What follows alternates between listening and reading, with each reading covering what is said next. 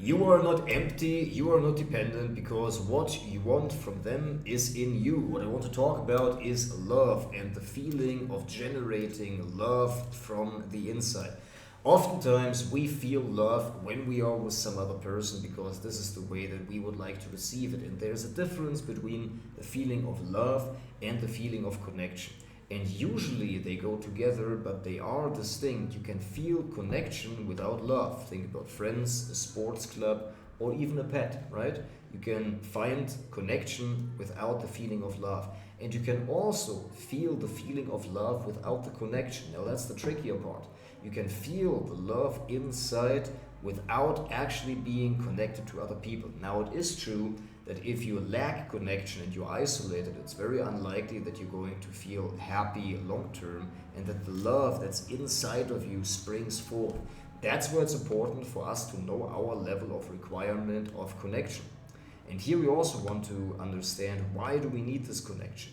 Do we need this connection because it really is a human need, which it is? Or is it really because we seek approval or validation or an escape from our sadness that we feel by ourselves? And here we really want to take a look at, how do we think about ourselves when we are alone, and how do we feel about ourselves when we are alone? Because the feeling of love, basically, if you were to put words to that, is I am okay the way I am, I get what I need, and everything else is okay the way it is. It's just perfect, right? That's the feeling that we have, that we get from the hormones that are being expelled within us when we are in love. And so the same feeling, obviously having this feeling with some other person, is easier to attain than by yourself. And also, oftentimes, this love wanes with another person. That means it can fall away. So it means we can be with another person that we were in love with and we are not anymore. Because the love that usually and originally was the cure to our loneliness and to our feeling bad now contributes to our feeling bad, because the original hormones of having fallen in love have worn off. And so the question now is, how do we find this love from within? It really comes down to self-acceptance and acceptance of the situation, and probably many years of cleaning up your life. That also has to be said like that. For you to be in a place of true self-love, yes, you can get there in the moment by consciously deciding and stepping into the place that everything is okay the way that it is. On the other hand, the feeling of everything is okay that it is must not be an escape from reality. It can be temporary, so that you don't manifest life circumstances that you don't want by thinking and feeling that things are not okay. So it is an important skill to let things be and let things go and be okay with the way that things are and the way that you are. On the other hand, it must not be used to be delusional and to run away from the things that you actually need to spend time daily and every week and every month cleaning up in your life. Because there is a way to get to a point in life where you don't have any problems anymore, right? Problems, I mean, a consistent health challenge. All of that can be addressed, that can be fixed. A consistent challenge of not getting what you want and what you need in a relationship or out of life, or consistently being treated in a way that you don't want to be treated. These kinds of problems that people tend to have, the way they think about themselves, that that their body is not the way that they want it. And it's not about perfection, but it's also very few people actually take the effort to make their body in the way that they want it to be and in the way that it actually should be from a health perspective, like truthfully speaking, right? And I know that's not easy, and I know that's especially not easy when you have all kinds of other things going on. It's especially not easy when you had a family early and now you have a house with all kinds of things and you need to take care of so many systems, because all of these things take maintenance. That's what a lot of people don't understand. If you have a house, if you have a child, if you have a pet or multiple pets and a wife and in-laws, it's like all of these are, and cooking and food and shopping and a car, all of these are things that you need to maintain, that need maintenance, that need time investment. These are your systems. And a lot of people underestimate the amount that this takes and the benefit that can come from actually cutting that out. I understand that I'm in a position where I don't have a car, I don't have a wife, I don't have a child, I don't have a house that I need to take care of. I rent, right? I don't cook, I don't clean up the dishes. I mean, I do clean the dishes, but I don't prepare the food, I don't go shopping. All of these things I've cut out of my life. And I understand how much time that gives me and how much mental peace that gives me and how much of a simple life that is, although I can go pretty much anywhere and live and work anywhere. But I understand how difficult that is if you haven't made your life this way. It can feel overwhelming, it can feel very, very hard to get out of that. And especially then, it is important for simplification.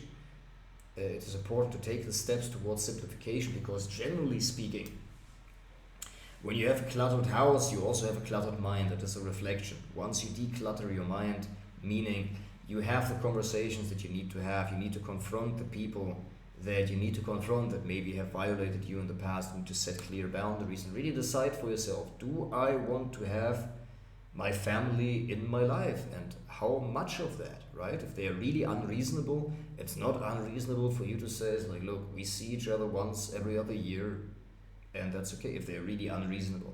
If they have really violated you, then cut them out of your life completely. It's up to you, it's your choice. You don't have any responsibility towards taking care of your parents if they weren't taking good care of you. You weren't asked to be born. Maybe on a spiritual level your soul had a yearning, but if you have a child, you have to take the responsibility, and it should be in a way that you are just giving to the child. You cannot bring a child into the world because you need it and to burden it with the responsibility to help you out in life. That's not the responsibility of a child. And so if your parents put these responsibilities onto you, you are free to reject them. Now, as a good child, you should support your parents, but only if they're appreciative of that, really. If they are just out taking from you, because a lot of people, they take from their children more than they give, and that's not the way to go. And that way you can really decide, do I want to spend time with these people? Do we have aunts and cousins and people in the extended family that you say is like, I don't want to spend time with them? That is completely okay, but it's hard to do that, right? Or friends, where you live, how you live, how you want your life, and all of that comes down to courage as well. And how do you develop that courage? Well, you just do it. You just have to know. And that's the thing, when you don't know how you want your life to look like, and you don't have a clear vision, there's nothing really pulling you, there's nothing really driving you. And that's the difference between, and I don't know where this came from. Some people just have that. I think about this marketing teacher, his name is Russell Brunson, starting to read advertising journals from the age of 11. How do you explain that? He's meant to be that type of person. Other people had this entrepreneurial or athletic pursuit from a very early age. And some of these people have been reinforced by that through their parents.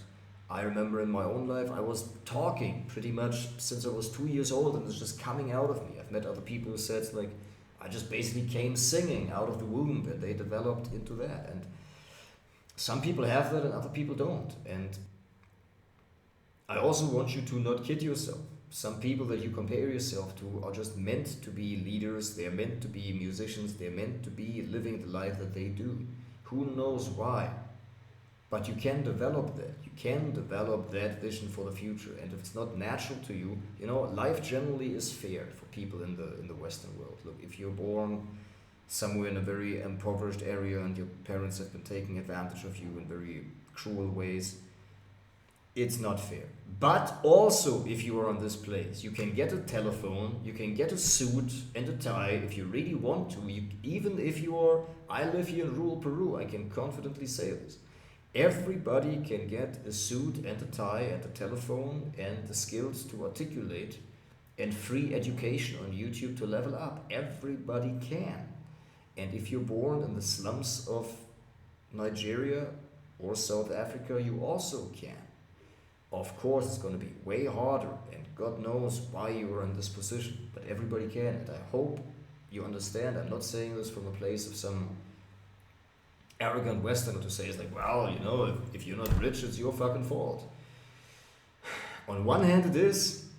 On the other hand, it's very hard to get out of those patterns that have been, built into you from very early on. The brain forms when we are 2 or 3 years old, the architecture forms, and afterwards you can still change. It's not definite.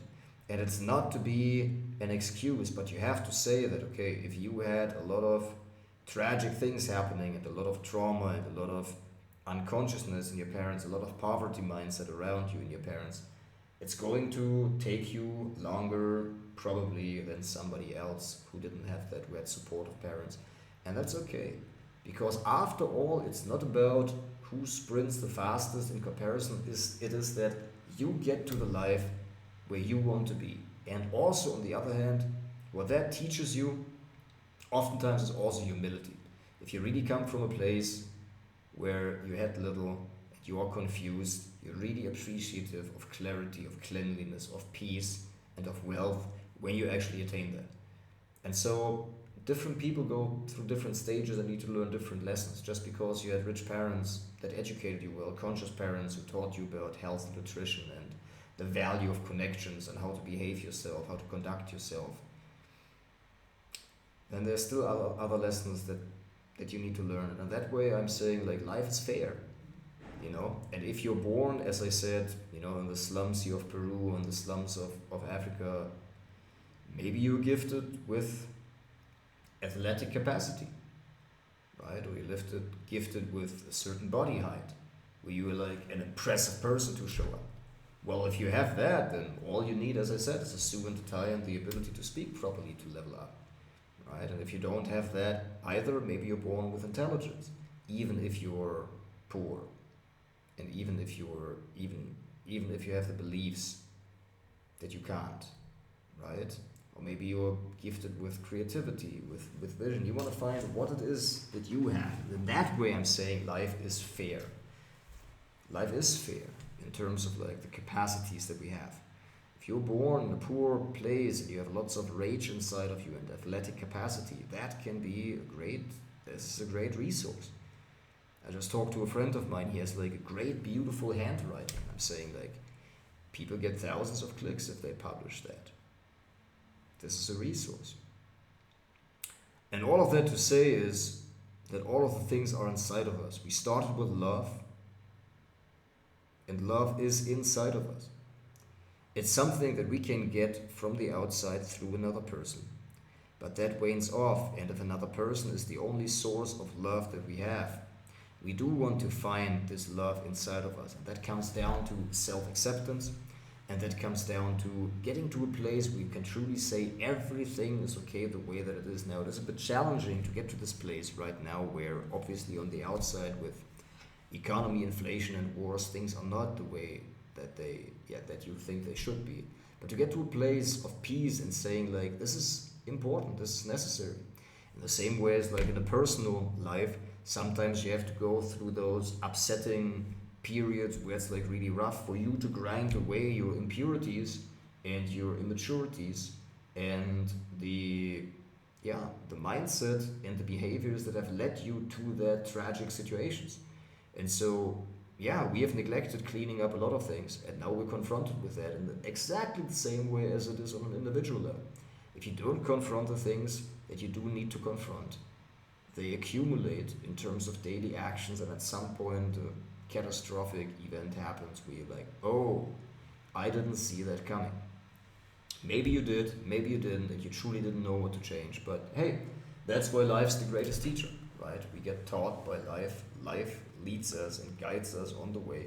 And if we just know how to get the lesson, how to understand why the things are happening to us, then we get out of the victim mindset and we can really do that. And frankly, in life, there are not that many things that you really need. It takes a lot of time and a lot of hours, but like if you're clear in how you spend your time, finding a great partner, finding a great circle of friends, all of that is important, and you should be spending time towards that. But that's really, if you compartmentalize that in your mind, it's not that hard. Yes, it is hard, and it can take some years, in order for you to find good friends and to be the person that a great quality partner and great quality friends want to be with? Sure. But you can find the friends that you have right now and find the people who really have good qualities.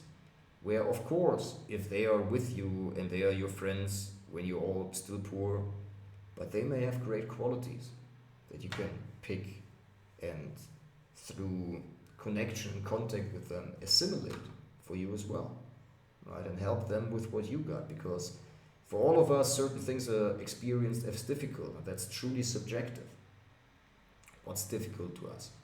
And so what's difficult for somebody else, it's fairly easy to you, so you can help them with it. And also vice versa, right? I remember my best friend from childhood, he always had a girlfriend, he always had a woman around. I never had, but I was always good with money and he was always broke. And so I'm like, all right, it's good to teach each other, right? Because how valuable was that to me? I was like, man, I'd do anything to get this sorted. It was such a pain.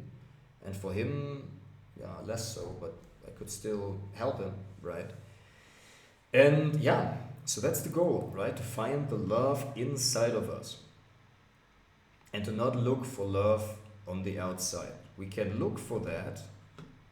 We should find love on the outside, but we want to understand where this emptiness comes from. And here I want to delineate the lack of love and lack of self-acceptance actually from isolation and loneliness.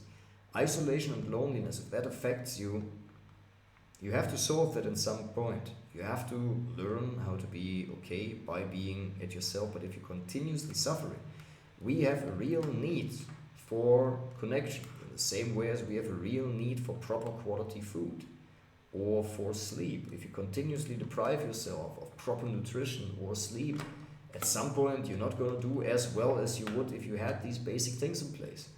And we as humans, we are social creatures and we all have different needs for connection. Some people really get the connection by actually connecting with themselves. That's their connection. Other people need much more from other people, right, in terms of connections. And so getting to the point of finding the love inside really comes down to seeing I am okay the way that I am, deep inside. I deserve love. I deserve great things in my life. And maybe I don't deserve yet good friends and a quality partner and the money that I want to make because I'm actually not behaving quite that well. And maybe I'm really undeserving of that. So that's a great delineation. Like deep down you want to say, I am deserving. But you also don't want to delude yourself because deserving actually comes from serving. It's like you deserve it by serving. If you don't serve anybody and you're not a good person to be around, you don't deserve friends. If you have so many shameful things that you do when you're alone, do you actually deserve a partner? Because they are going to invariably share this experience with you of how you are when you're by yourself, how you naturally are. And so that's the deservingness part.